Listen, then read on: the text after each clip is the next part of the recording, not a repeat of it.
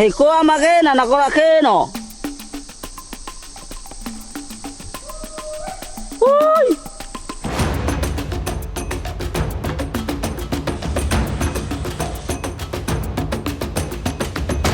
12 detik aja. Badan memerah dengan kulit terbakar matahari menjadi kenang-kenangan setelah beberapa hari menjalani hidup bersama suku Tobelo Dalam. Bagi saya, ini adalah sebuah pengalaman tak tergantikan. Oh, ternyata Bohe kalau makan picky eater ya, agak pilih-pilih dia. Dia nggak suka asam ternyata. Nggak suka ya asam ya? Nah, buang. Aduh. Ya mungkin kalau saya tidak dicari ibu saya mungkin akan lebih lama tinggal di sini. Boleh nggak bang? Tinggal lama di sini ya? Boleh lagi.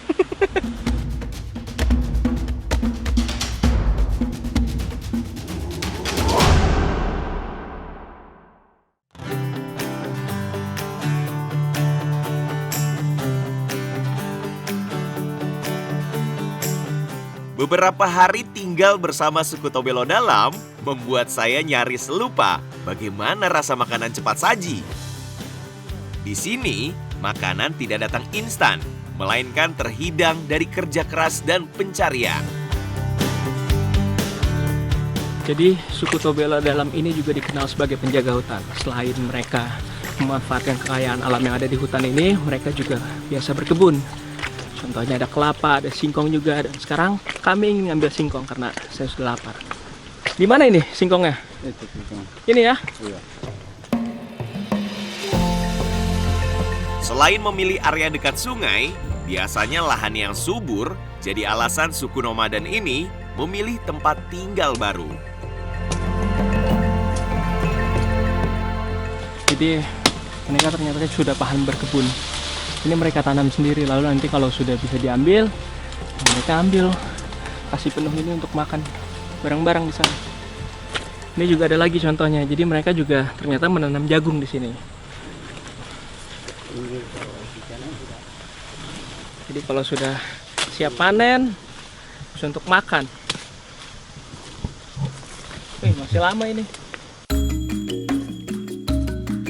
Cara bercocok tanam biasanya mereka dapatkan secara turun-temurun atau diberikan warga kampung di luar suku. Ya, memang karena mereka satu kelompok tidak banyak di sini, jadi mereka ya menanam secukupnya, mengambil secukupnya. Ini segini ya, cukup lah untuk satu kelompok di sana. Di sini, singkong menjadi makanan pokok alternatif selain tanaman sagu atau seho. Oh, wah, berat, panjang dan besar-besar ini. Tanaman singkong yang saya cabut ini usianya sekitar 9 bulan. Lihat, umbinya banyak dan besar-besar. Kalau kata saya sih, makan satu bisa kenyang seharian. Wih, besar sekali tuh. Sama tangan saya masih panjangan singkongnya. Udah kayak stak motor.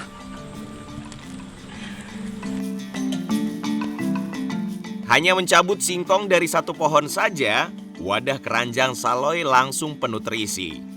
Sayangnya, Saloy terpaksa harus dibopong karena tak ada tali untuk menggendong. Jadi sekarang kita mau cari rotan dulu untuk benerin saloynya. Jadi orang-orang di sini biasa bilang keranjang ini saloy. Ini harus ada talinya bisa jadi tas. Cuman karena putus, jadi kita harus cari rotan untuk bikin tali biar bisa digendong. Adakah? Iya, ada. Oh, ada. Untung saja di hutan Halmahera, rotan mudah ditemukan. Aduh, pundak saya mulai menjerit kalau harus menggotong saloy ini terlalu jauh. Wih, ini kah? Iya ini. Cukup sudah satu. Cukup. Udah dapat. Beneran kayak kalau nyari apapun semua ada di sini. Asal tahu ya. Kalau saya kan nggak tahu apa-apa. Mereka tuh bisa hafal aja jenis kayu di sini. Ini bisa kah? Nggak bisa ya? Nggak bisa. Nggak bisa. Untuk membuatnya seperti tali, batang rotan diserut lebih tipis supaya kokoh sekaligus lentur. Jadi yang saya salut juga adalah selain pengetahuan alam mereka tentang hutan di sini juga fisik mereka kuat-kuat. Mereka jalan jauh-jauh dan nggak pakai alas kaki, nggak pakai sendal. Padahal di sini banyak duri-duri macam itu tuh. Di kebun ini. Udah biasa ya kena duri. Iya. Udah nggak sakit ya. Kekuatan kaki orang Tobelo Dalam tak perlu diragukan. Duri tajam bagi mereka hanyalah bagian dari perjalanan. Wih, canggih betul. Jadi sudah. Ih, coba dulu lah. Makan dulu. Kalau ini tidak berat sudah. Bisa jadi tas. Wow. Ini saya masih nggak habis pikir. Kok bisa ya? Mantap. Terima kasih. Lanjut lagi kita jalan.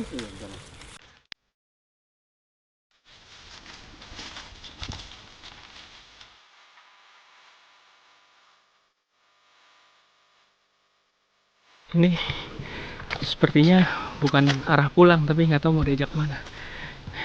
Istirahat dulu ya.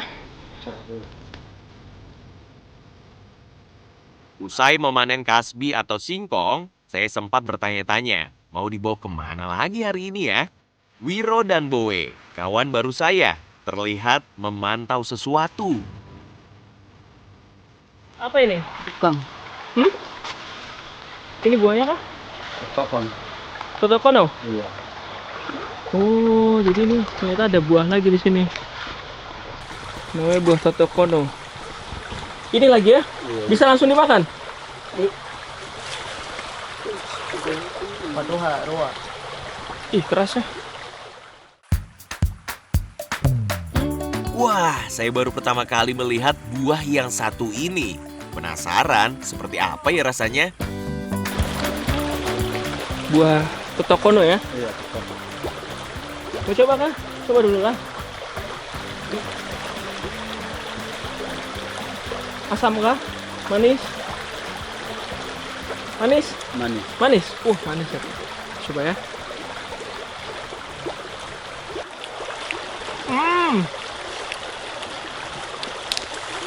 Asam. Kayak apa ya? Kayak duku, tapi versi lebih asam. Ada lagi kah? Buah totokono yang matang mudah jatuh dari pohon.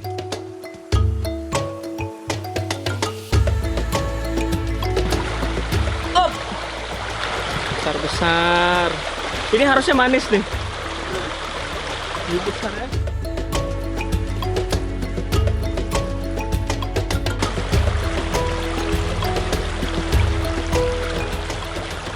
Ih, kuat tenaganya ya. Wah. Semoga totokono merah yang dipetik dari pohon rasanya lebih manis. Ini dia. Wah. Nah. Asam. Aham. Come on. Enak, segar. Tidak tahu nih. Kalau yang mau kan itu mau. Coba ada di sana. Mengira nak buah. Coba makan sedikit. Ini kita aja coba. Oh, ternyata Bohe Kalau makan picky eater ya, agak pilih-pilih dia. Dia nggak suka asam ternyata. Nggak suka ya asam ya? Nah, buang. Aduh. Ayo jalan lagi kita. Kemana kita? Sana? Iya. Kita cobain udangnya. Rasa udang. Jadi ini dipakai sabun ya untuk mandi.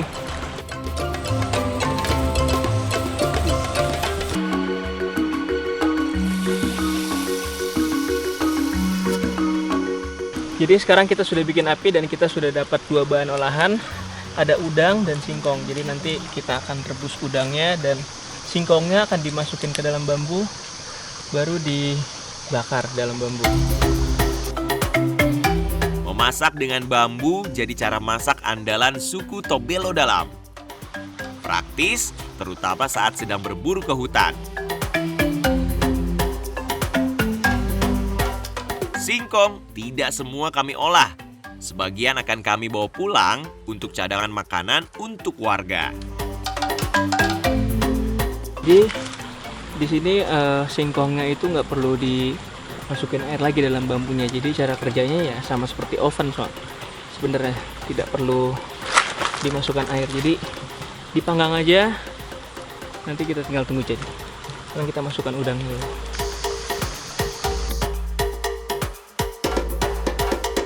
Jadi katanya makanan nggak perlu pakai bumbu. Dan saya sih penasaran ya ngerasain udangnya rasanya kayak apa.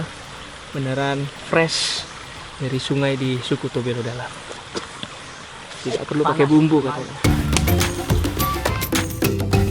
Walau dimasak tanpa bumbu, saya percaya rasanya sudah pasti enak. Apalagi udangnya masih segar dari aliran sungai yang masih murni. Cek dulu ya. Wah, sudah berubah warna. Sudah hampir masak. Cek lagi biar cepat.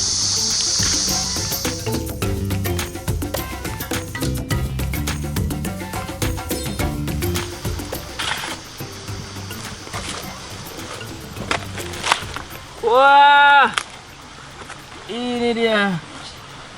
Sudah jadi. Aduh, panas. Ini dia. Kita cobain udangnya.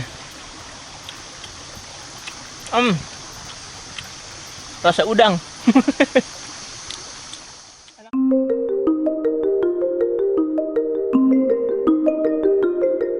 Wah, menu yang sempurna.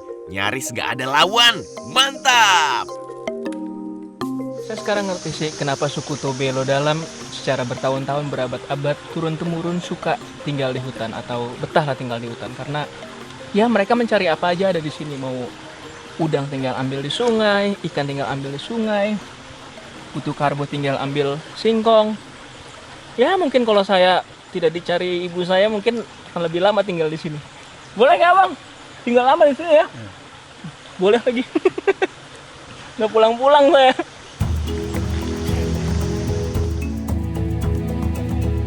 Bermukim di wilayah hutan Tidore Kepulauan, di Pulau Halmahera, suku Tobelo Dalam, di sini hanyalah satu dari banyak kelompok suku Tobelo Dalam.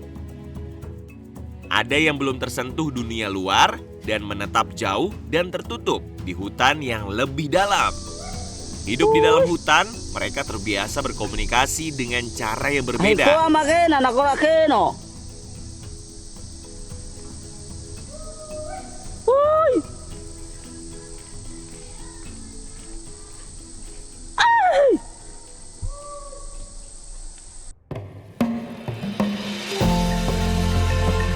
Saya bersama Wiro dan Boe memutuskan segera kembali ke pemukiman.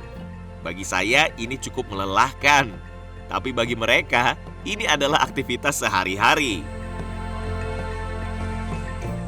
Iya.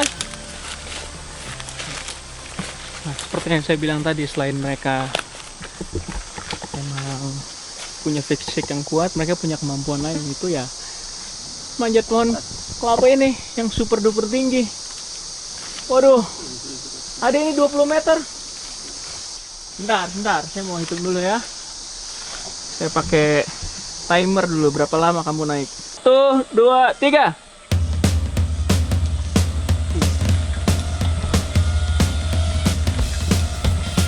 Ih, cepat sekali. Terus. Sudah sampai. 12 detik aja. Iya, seperti yang saya bilang tadi, emang fisik mereka tuh kuat-kuat. Kita harus mundur sedikit. Nggak pernah pakai alas kaki. Manjat pohon cuma 12 detik. Sungguh kemampuan fisik yang luar biasa. Dengan tinggi pohon sekitar 20 meter, Wiro mampu memanjat hanya dalam waktu 12 detik. Wah, luar biasa. Ini padahal tadi pas jalan saya cuma nyeletuk kaos, langsung diambilin kelapa di atas. Ini dia, terima kasih abang. Aduh, banyak sekali ya. Tuh. Stamina yang luar biasa. Dari wajahnya sih tidak terlihat lelah maupun napas terengah-engah setelah memanjat pohon kelapa. Bukannya main potong berdiri aja udah. Sambil berdiri dia potong-potong. Selesai. Minum ya.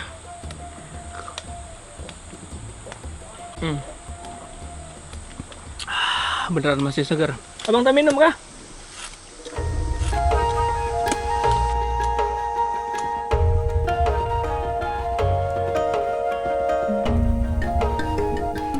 Dahaga sudah hilang. Kami melanjutkan perjalanan untuk pulang. Untuk memudahkan pengangkutan, rakit menjadi andalan orang suku. Nah, setelah hasil kebun terkumpul, biasanya mereka membawa semua hasil kebun menggunakan rakit.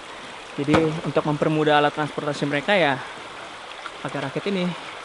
Karena kehidupan mereka tuh selalu dekat dengan sungai. Jadi kita bawa semua ini ke kampung.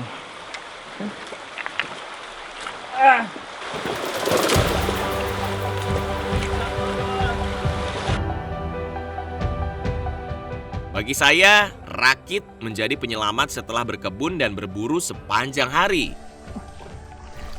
Agak ngeri sih, tapi saya percaya semua aman terkendali di bawah kemudi mereka. Jadi ini pengalaman pertama saya naik rakit sebenarnya. Cuman karena ditemenin Bang Bohe dan Bang Wiro di belakang. Bang Wiro! Jadi ya memberanikan diri lah. Karena ditemenin sama yang berpengalaman.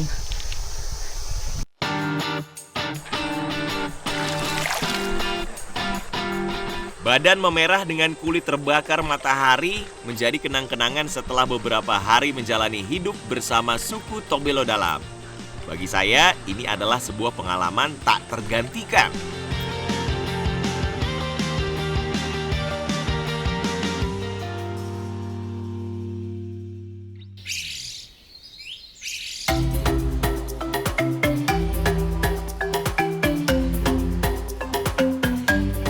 Abang, saya sudah 2 hari tak mandi. Di sini biasanya mandi ada sabun kah? Ayo. Apa namanya? Paparaka. Paparaka? Ayo. Ada di mana kah di sini? Boleh ambil dulu? Ayo. Tanpa shampoo atau sabun mandi modern, orang suku biasanya memakai daun, batang, atau akar pohon tertentu sebagai penggantinya. Ini dia. Oh, akar ini ya. Akar paparaka tumbuh di antara semak belukar pepohonan. Biasanya akar yang dipakai yang sudah tua dan memanjang. Oh, ini dia. Jadi ini namanya akar paparaka ya. Jadi ini bisa untuk sabun dan sampo. Nanti pakainya diapain dulu ini? Dipukul aja? Meski hidup dekat dengan sungai berair bersih, mandi menjadi aktivitas yang paling saya rindukan selama hidup di sini. Untuk dipakai sebagai sabun atau shampoo, akar paparaka harus dipukul-pukul terlebih dulu pada ujungnya. Ternyata tadi kurang panjang mukulnya. Sekarang ini terus dicelupin aja. Oh iya, tuh. Jadi ini dipakai sabun ya, untuk mandi. Abang Boy, terima kasih, saya mandi dulu ya.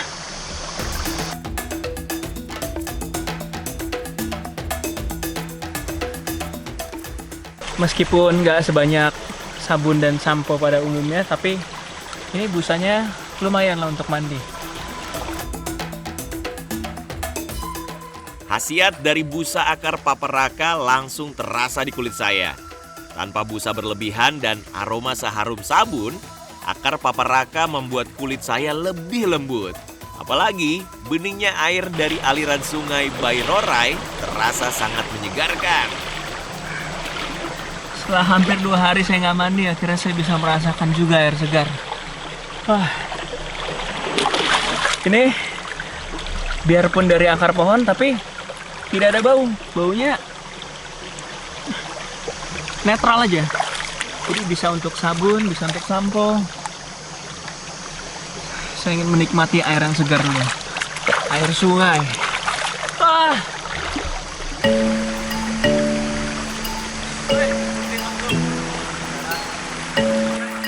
Setelah beberapa hari menjalani kehidupan suku Tobelo Dalam, cukup berat buat saya ya, karena kita harus cari makan sendiri, terus masak sendiri. Buat saya yang lahir dan besar di kota itu, aduh, berat sekali kehidupan di sini. Tapi ya, dengan kekayaan alam yang melimpah, mereka bisa manfaatkan itu. Bahkan sungai di sini aja airnya bisa diminum. Segar sekali. Jadi buat saya jadi mengerti apa artinya bersyukur. Karena untuk mereka, taruh makanan di meja untuk hari ini aja adalah hal yang luar biasa gitu. Wah, sekarang saya mau menikmati mandi dulu. Air segar.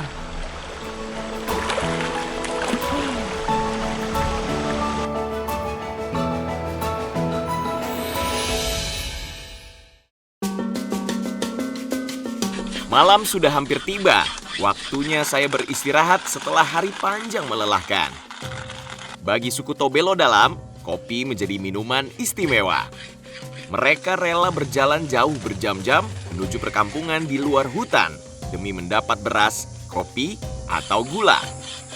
Saat berpergian, saya terbiasa membawa kopi beserta alat seduhnya dari rumah. Jadi Gunang, mau coba kah? Coba ya. Bentar. Tunggu kasih air turun dulu.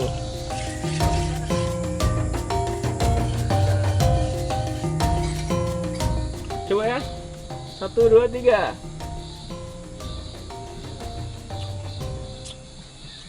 Enak kah? Pahit. Nggak pakai gula ini.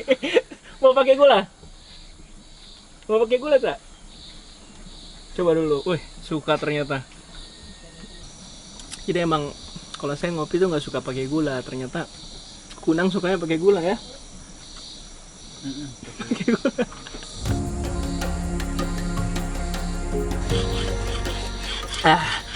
Jadi ngopi sudah selesai, badan sudah hangat, waktunya kita istirahat. Jadi ya selama saya di sinilah tempat saya bermalam. Seadanya tapi menyenangkan.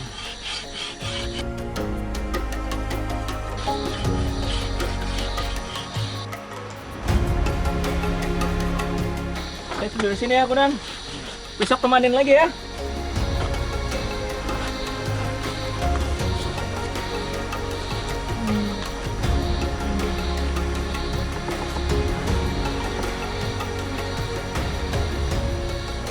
Beneran cuman kayu, papan, tidak ada dinding, cuman ada api untuk penghangat dan biar tidak ada nyamuk. Ya harus tahan-tahan sedikit lah sama asapnya daripada ada nyamuk kan. Mari kita istirahat untuk besok melanjutkan hari.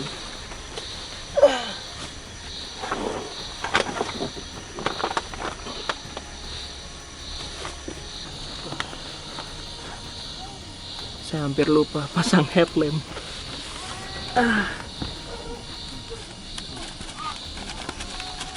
Karena ini tidak ada dinding dan gelap sekali, jadi saya belum terbiasa tidur gak pakai lampu.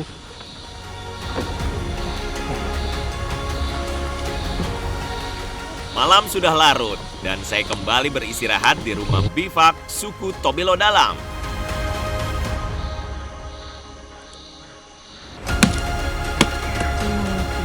Oh, ada airnya. Iya.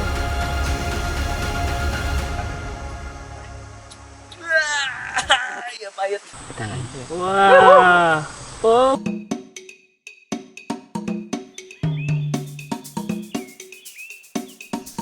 Jadi sekarang kita lagi diajak Pak Bohe untuk mencari obat tradisional, yaitu akar kuning. Sebelah mana Bapak? Di mana? Sana ya?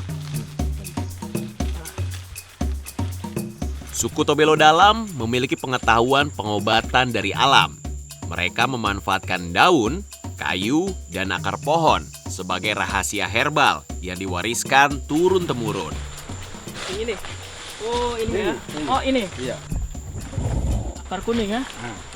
Jadi karena jauh dari puskesmas atau rumah sakit, suku Tobelo Dalam ini punya cara tersendiri untuk berobat lah. Jadi akar ini katanya bagus untuk stamina. Kalau lagi nggak enak badan, ya obatnya ini.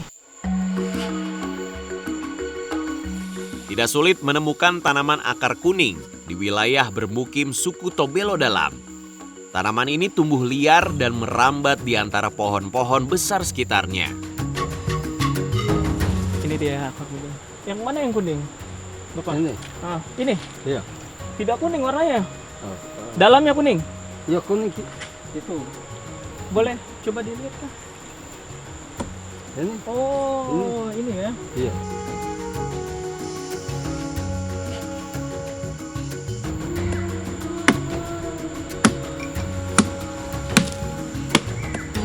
Bapak lihat. Ini dia. Oh, ada airnya. Iya. Bis- Ini dia airnya. Airnya kuning. Bisa diminum kah? Ini itu. Memang ini yang diminum berarti? Iya.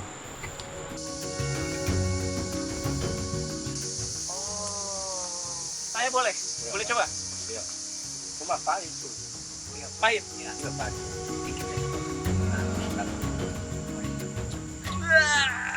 Iya pahit. Kayak obat, benar. Orang suku biasanya membawa tanaman akar kuning untuk cadangan obat di pondok mereka. Sesampai di pondok, Pak Bohe menunjukkan rahasia kuatnya fisik dan stamina orang suku Tobelo Dalam. Mereka biasa menyebutnya dengan nama akar togutil. Jadi ini dia akar togutil. Kenapa suku ini disebutnya suku togutil? Karena dia mencari akar ini jauh banget ke dalam hutan. Sama seperti suku togutil yang tinggalnya dalam hutan. Biasanya akar togutil atau akar kuning akan dikeringkan dulu sebelum dikonsumsi. Tapi untuk situasi darurat bisa langsung diracik.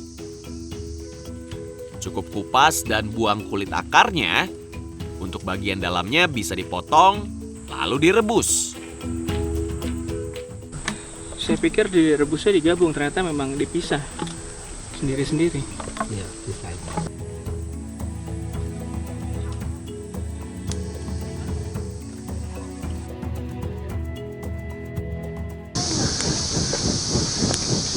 Kita tunggu sampai mendidih. Tidak sampai 20 menit, ramuan akar togutil dan akar kuning sudah mulai mendidih. Sudah mendidih. Wah. Oh. Cukup. Sekarang yang kuning Bapak. Oh, stop. Wow. Kuning. Dari akarnya sih udah kuning. Seperti pewarna alami ya, kayak sirup gitu ya. Ini tuh obat.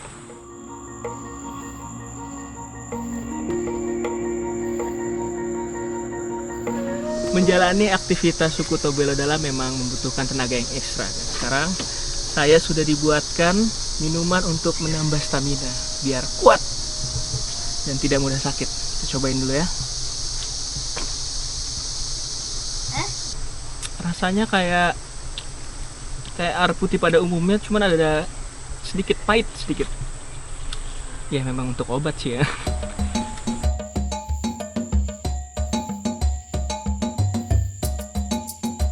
Ramuan akar togutil masih bersahabat di lidah saya. Aroma dan rasanya cenderung tawar dengan sensasi sepat setelahnya. Sekarang saya mau cobain akar kuning tadi. Kalau dari akar kan pahit ya. Ini sudah direbus dan kita cobain sedikit. Katanya bagus juga buat stamina. Wah, makin pahit.